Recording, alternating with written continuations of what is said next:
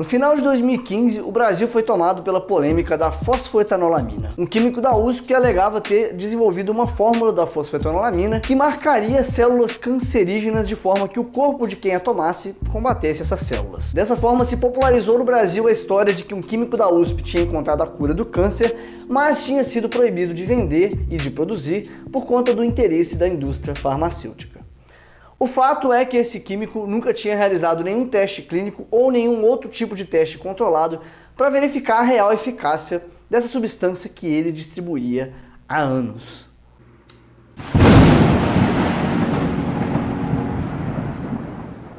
Por conta disso, diversos divulgadores científicos tentaram alertar a população sobre os riscos da distribuição de substâncias não testadas, especialmente quando elas prometem ser curas milagrosas. Entre esses divulgadores científicos, vários membros do Science Vlogs Brasil, incluindo eu, e principalmente, talvez o maior divulgador científico que o Brasil conhece, o Dr. Drauzio Varella. Ainda assim, a comoção popular foi suficiente para gerar essa nova lenda urbana, e um dos momentos que melhor representa o tamanho da ignorância científica no Brasil. A lenda da cura do câncer já tinha sido criada, e ela foi fortalecida por uma campanha que foi promovida por diversas celebridades, youtubers e principalmente que foi usado como bandeira eleitoral por vários políticos. Entre esses políticos, pessoas que aparentemente têm visões completamente opostas, como Bolsonaro, Jean Willis, Magno Malta, Marco Feliciano e outros. A partir desse fortalecimento dessa lenda, surgiu mais um novo fenômeno. Advogados que prometiam às famílias que conseguiriam entrar na justiça e exigir que a USP fabricasse e fornecesse essa substância para elas. Obviamente, esses advogados cobrando um valor exorbitante dessas famílias. Tudo isso acontecendo antes que essa substância tivesse passado por nenhum teste clínico que comprovasse a sua eficácia. E principalmente nenhum teste clínico que mostrasse que ela não trazia mais riscos à saúde daquelas pessoas que tomassem. Afinal de contas, a ciência aprendeu a lição com a talidomida nos anos 60. Dessa forma, através de medidas completamente populistas e que mostram o tamanho da ignorância científica da classe política brasileira, foram passados diversos projetos de lei legalizando o uso e também investido mais de 10 milhões de reais na pesquisa com essa substância. Tudo isso tendo zero testes clínicos com a substância. Depois de quase um ano de estudos controlados com a fosfetanolamina, o Instituto do Câncer de São Paulo apresentou os resultados que a maioria das pessoas com um pingo de educação científica, infelizmente, já esperava. A fosfetanolamina não tem eficácia clínica contra o câncer. Em outras palavras, a fosfo não funciona. Mas a essa altura você já imagina o tamanho do estrago causado por toda essa comoção popular e por essa lenda urbana que se criou. A quantidade de pessoas que abandonou o tratamento convencional que possui eficácia comprovada em nome de tomar uma substância que passou a ser vendida praticamente como uma cura milagrosa e que agora foi comprovado que não funciona. E agora, porque uma substância sem nenhum teste clínico e farmacológico ficou tão popular no país, uma parte grande da população direciona agora ódio aos cientistas que fizeram os testes com ela e descobriram que ela não funciona. Ao invés de essa população se voltar contra as pessoas que inicialmente venderam essa substância não testada como cura milagrosa e principalmente contra os políticos, celebridades e outras pessoas que fizeram campanha usando essa substância e a fé das outras pessoas como forma de obter votos. Ao invés de a população se voltar contra as pessoas que enganaram para começo de conversa, a população se volta contra os cientistas que simplesmente mostraram isso não funciona. Vamos voltar aos caminhos que nós já conhecemos e que sabemos que tem eficácia. Por que essa população, ao invés de se revoltar com os charlatães, se revoltam contra quem descobriu o charlatanismo? Porque a população brasileira não tem preparo científico para lidar com um problema desse tipo. E isso não sou eu sendo pessimista, isso são dados de uma pesquisa sobre letramento científico do brasileiro. Em julho de 2014, o Instituto Abramundo, em parceria com a Ação Educativa e com o Instituto Paulo Montenegro, do IBOP, realizou uma pesquisa sobre o letramento científico do brasileiro. Essa pesquisa foi realizada em mais de 200 metrópoles, com mais de 2.000 pessoas.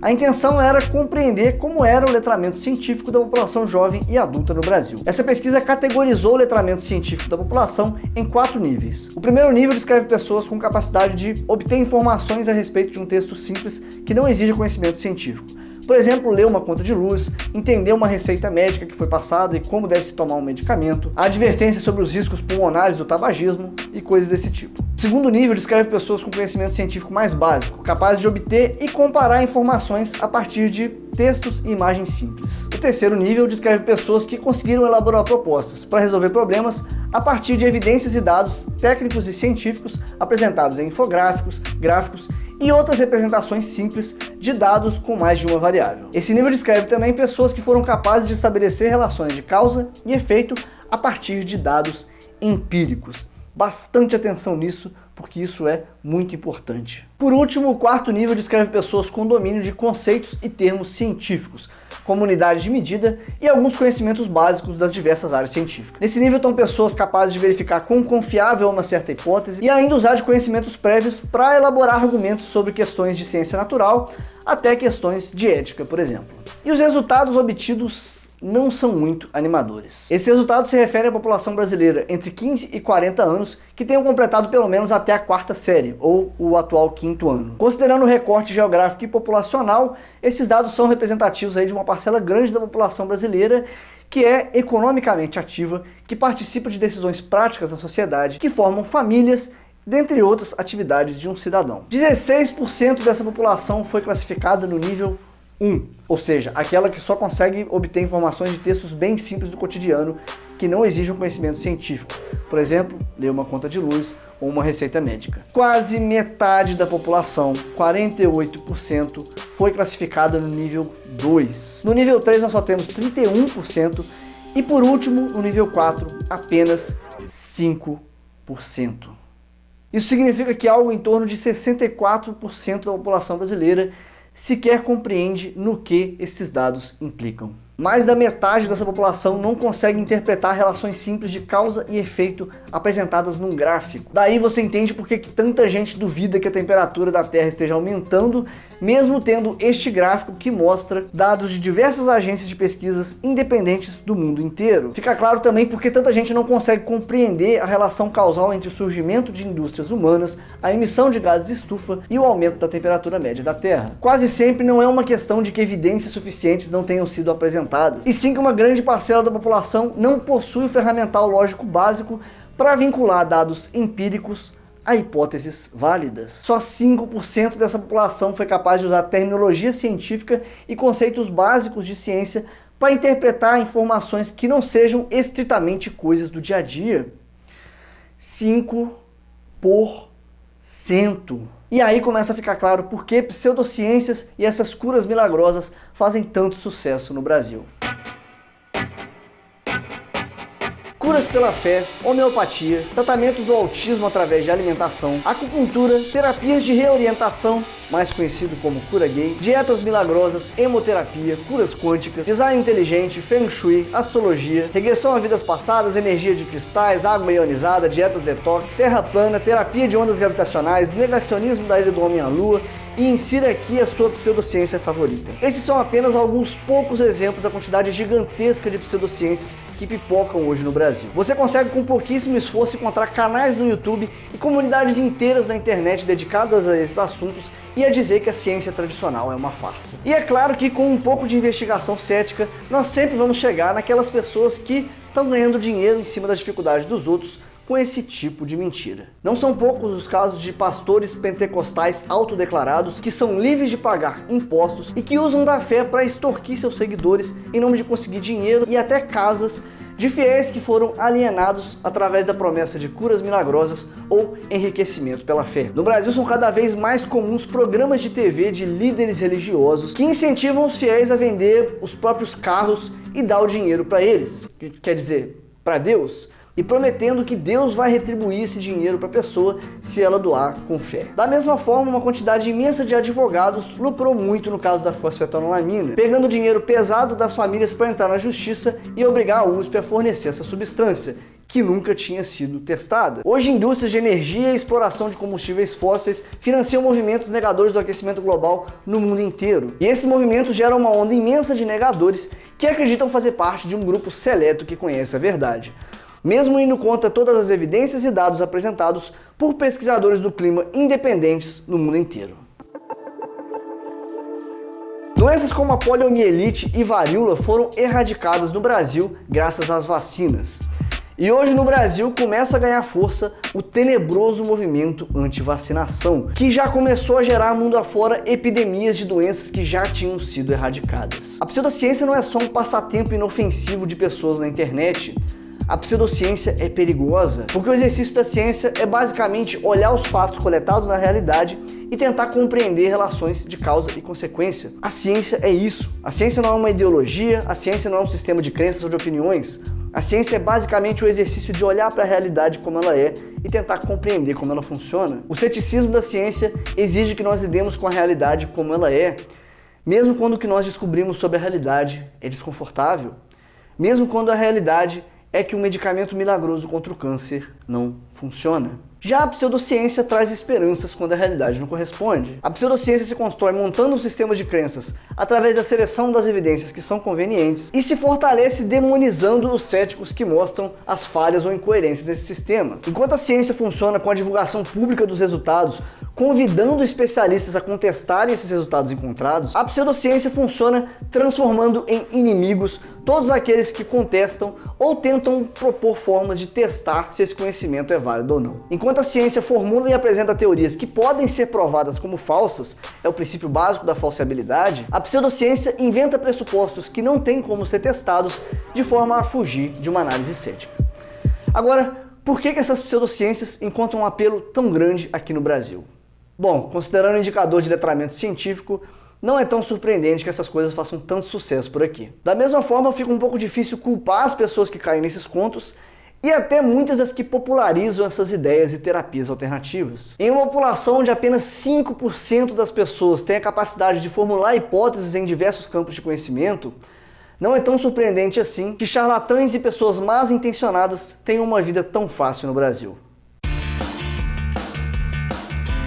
Desde 2013 que os investimentos em ciência no Brasil sofrem queda atrás de queda. No ano passado, o atual presidente Michel Temer dissolveu o Ministério da Ciência e o fundiu com o Ministério das Telecomunicações. Muita gente já percebeu aí o que vinha pela frente. Nesse ano de 2017, os investimentos em ciência foram os menores dos últimos 12 anos. Enquanto isso, os investimentos em emendas para parlamentares continuam subindo todo mês. A mesma coisa para os salários dos parlamentares. Já o maior supercomputador da América Latina, que fica no Rio de Janeiro e tem filas de pesquisadores esperando para poder usar, está ameaçado de ser desligado por falta de verbas. O CNPq recebeu menos de 15% da verba esperada para financiar estudos em diversas áreas. Em agosto de 2017, eles já anunciaram que simplesmente não tinham mais dinheiro para pagar pesquisadores e bolsistas. Mas antes de prosseguir, tem uma pergunta muito interessante. Você sabe o que é o CNPq? Você sabe o que significa cortar verbas para a ciência? De acordo com o indicador de letramento científico, provavelmente a maioria das pessoas que está vendo esse vídeo agora simplesmente não fazem ideia do que significam esses cortes. A essa altura, muita gente já fechou esse vídeo depois de ter escrito um comentário aqui embaixo me chamando de esquerdista ou algo do tipo, simplesmente porque eu expus os dados a respeito do investimento vergonhoso do presidente Michel Temer em ciência. Investimento esse que já vinha em queda no governo Dilma, mas que sim sofreu os piores golpes depois que o Temer assumiu, e hoje já é metade do orçamento que tinha no governo anterior. Esses são apenas os fatos crus. Eu não estou aqui defendendo nenhum tipo de ideologia ou partido, eu estou apenas trazendo os dados como eles se dão na realidade. Para muitas pessoas, esses cortes significam só que agora um monte de cientista folgado que fica o dia inteiro parado tem mesmo que perder sua profissão e ir trabalhar no comércio, ou como pedreiro, ou algo que é um trabalho de verdade, que o brasileiro conhece e sabe que é difícil. Pouquíssimas pessoas sabem de todo o trabalho que o cientista tem e todo o impacto social desse trabalho. A população em geral ignora que é graças ao trabalho desses cientistas que hoje é esperado que as pessoas possam ter um prato de comida todo dia na mesa. Porque são cientistas e pesquisadores que estudam e descobrem como adaptar diversas espécies vegetais e até animais aos diferentes tipos de solo, de condições climáticas e outras condições naturais. Aqui não é uma terra onde plantando tudo nasce. Só nasce porque além da terra nós temos pessoas estudando como fazer essas coisas nascerem. Cientistas. É graças à ciência que hoje a expectativa de vida média do brasileiro é de 75 anos, enquanto na Idade Média, até entre reis e rainhas, essa expectativa de vida não passava dos 35 anos. Hoje é esperado que uma mulher que engravide consiga dar à luz Na Idade Média era sorte, o índice de mortalidade infantil era absurdo. Foi o desenvolvimento da ciência moderna que levou à descoberta do mundo microbiano e bacteriano. Foi graças ao desenvolvimento da ciência e tecnologia que nós desenvolvemos sistemas de saneamento básico e até energia elétrica. É graças à pesquisa de base que você pode agora assistir esse vídeo no seu celular, na sua TV, no seu computador. É graças à pesquisa de base que você pode deixar aqui seu comentário no YouTube e se comunicar com pessoas do mundo inteiro. O investimento da ciência que gera o desenvolvimento de tecnologia leva ao desenvolvimento de novos medicamentos e mais baratos, a produção de energia mais barata e mais eficaz, a redução do preço dos combustíveis e tantos outros benefícios que voltam diretamente para a população. Sem esses investimentos, o Brasil perde os melhores pesquisadores e cientistas para outros países, como tem acontecido nos últimos anos, porque por aqui os pesquisadores não conseguem nem se sustentar e nem bancar a sua própria pesquisa. E não se enganem, tem muita gente boa fazendo ciência aqui no Brasil, e esses pesquisadores são interessantes para outros países que efetivamente valorizam a ciência. E aqui novamente fica a grande pergunta: teria como isso ser diferente, considerando o grande déficit da educação científica atual no Brasil? Independente do conhecimento ou desconhecimento da população em relação à ciência, pensando cientificamente, cabe a nós aceitar como essa realidade é e começar a trabalhar para tentar modificar ela. E enquanto o pensamento crítico e cético forem vistos como algo ruim, as pseudociências vão continuar tomando essa curiosidade das pessoas que poderia ser direcionada para uma análise da realidade como ela realmente é. Nós que trabalhamos com ciência ou que temos interesse nesse assunto, precisamos divulgar quem é essa ciência para a população. Nós precisamos também lutar na sociedade toda vez que a classe política negligencia a ciência no nosso país. Se nós sabemos que a população não tem contato com ciência e método científico, cabe a nós que temos esse contato oferecer isso, porque a ciência não deveria ser um privilégio de poucos, ela deveria ser um conhecimento de todos. A única forma de fazer isso é mostrando para essa população quem é essa ciência, como ela faz suas descobertas, quem são vocês, cientistas, pesquisadores e entusiastas da ciência. Mostrar para a sociedade quem é essa ciência e como ela funciona é a única forma de fazer as pessoas entenderem que ela não é uma inimiga, e sim uma aliada. E é por isso que a divulgação científica é tão importante. Todo ser humano é científico desde que nasce. A criança faz experimentos o tempo todo com a realidade em volta para tentar compreender relações de causa e efeito.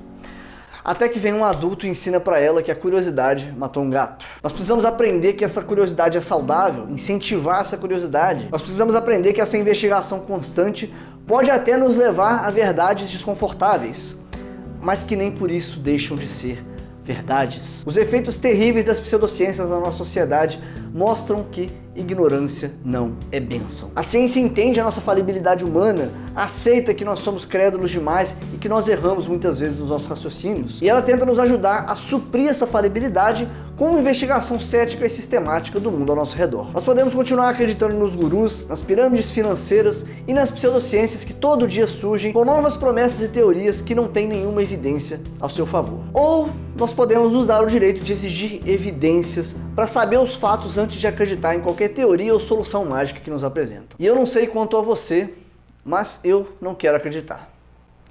Eu quero saber.